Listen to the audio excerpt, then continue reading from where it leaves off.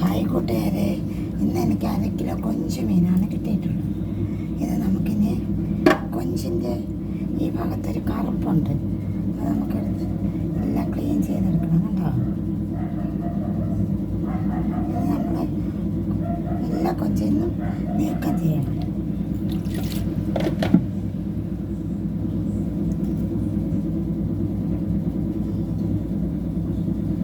കണ്ടോ കൂട്ടുകാരെ, ബാക്കിയെല്ലാം ഞാൻ നന്നായിട്ട് ക്ലീൻ ചെയ്തെടുത്തിട്ടുണ്ട്.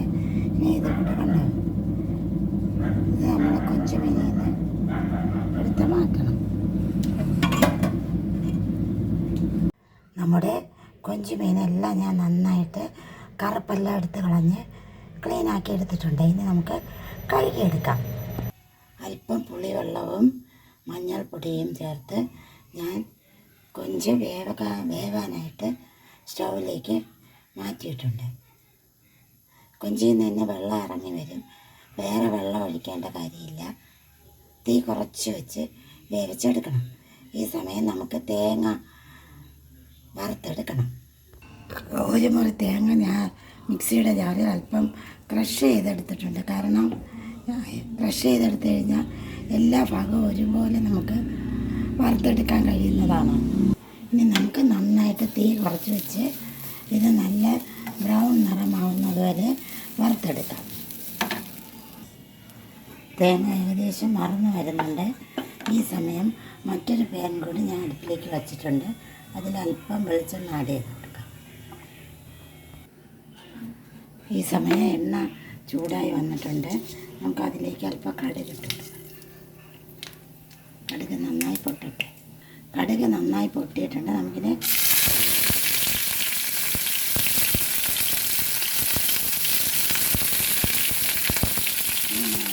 ഒരു ടൊമാറ്റോ ചെറുതായി അരിഞ്ഞ് വെച്ചിട്ടുണ്ടായ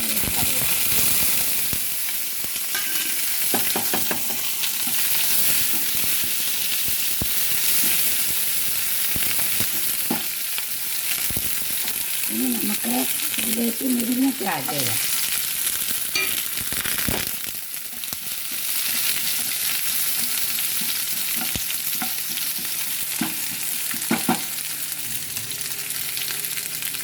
ഇനി നമുക്കിതിലേക്ക് ചെറിയ ഉള്ളി ചെറുതായി അരിഞ്ഞെടുത്തിട്ടുണ്ട്, അതുകൂടി ആഡ് ചെയ്ത് വയ്ക്കാം.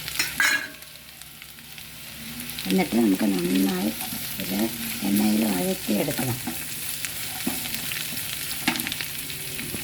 നമ്മുടെ തേങ്ങ ഏകദേശം ബ്രൗൺ കളറായിട്ടുണ്ട്. ഈ സമയം നമുക്ക് 2-3 ചെറിയ ഉള്ളി മുഴുവനോടെ ചേർത്ത് കൊടുക്കാം.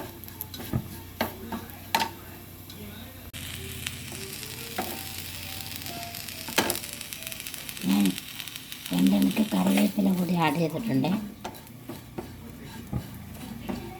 നല്ല ബ്രൗൺ നിറമായി വരുന്നതിന് മുമ്പ് തന്നെ നമുക്ക് 1 സ്പൂൺ മുളക് പൊടിയും 1 സ്പൂൺ മല്ലിപ്പൊടിയും അല്പം ഗരം മസാലയും ചേർക്കാം. ഒരല്പം കുരുമുളക് പൊടിയും.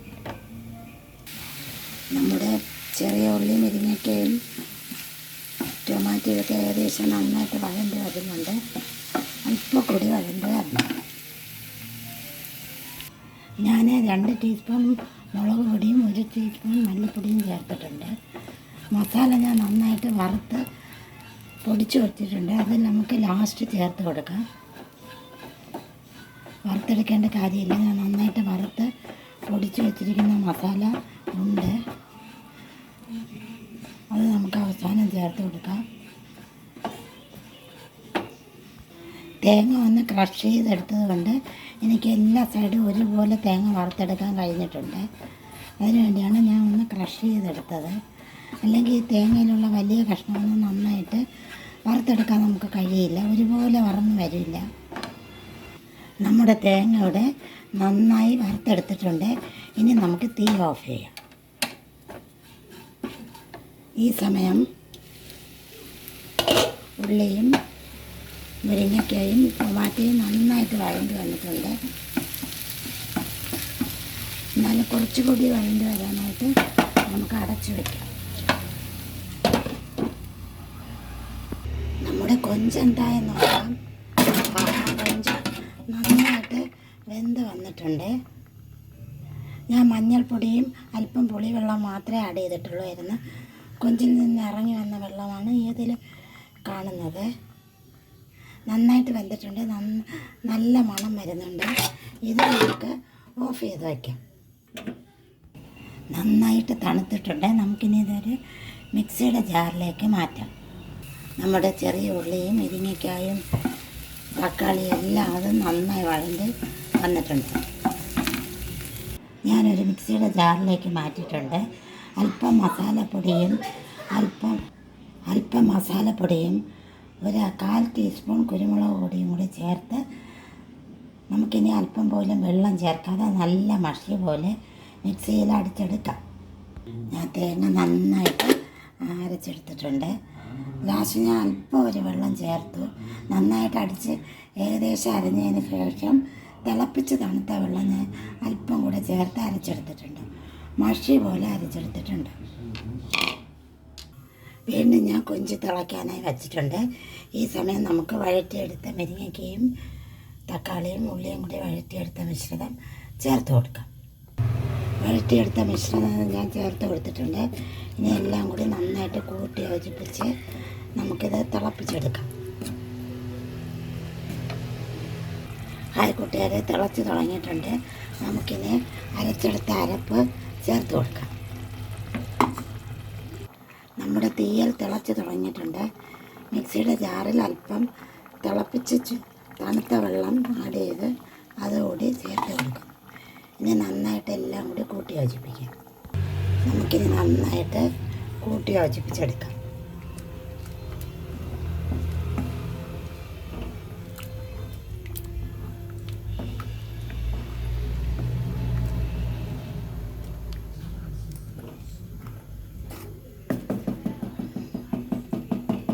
ഇനി നന്നായിട്ട് തിളച്ച് വരുന്ന പോലെ അടച്ചു. ഹായ് കൂട്ടുകാരെ, നമുക്കിത് തുറന്ന് നോക്കാം. ആഹാ, നല്ല മണം വരുന്നുണ്ട്. ഉണ്ണിയെ കണ്ടാൽ അറിയില്ലേ ഊരിലെ പഞ്ച് എന്ന് പറയും പോലെ മണം കേട്ടാൽ അറിയാം കറിയുടെ സ്വാദും ഗുണവും. എല്ലാവരും എൻ്റെ ചാനൽ ഇഷ്ടമായാൽ സബ്സ്ക്രൈബ് ചെയ്യണം, ലൈക്ക് ചെയ്യണം, ഷെയർ ചെയ്യണം, ബെൽ ബട്ടൺ അമർത്താനും മറക്കരുതേ കൂട്ടുകാരെ. എങ്കിലേ ഞാനിടുന്ന വീഡിയോസ് ഇനി നിങ്ങൾക്ക് നോട്ടിഫിക്കേഷനായി എത്തുകയുള്ളൂ. എല്ലാവരും സപ്പോർട്ട് ചെയ്യണം. ബൈ ബൈ കൂട്ടുകാരെ.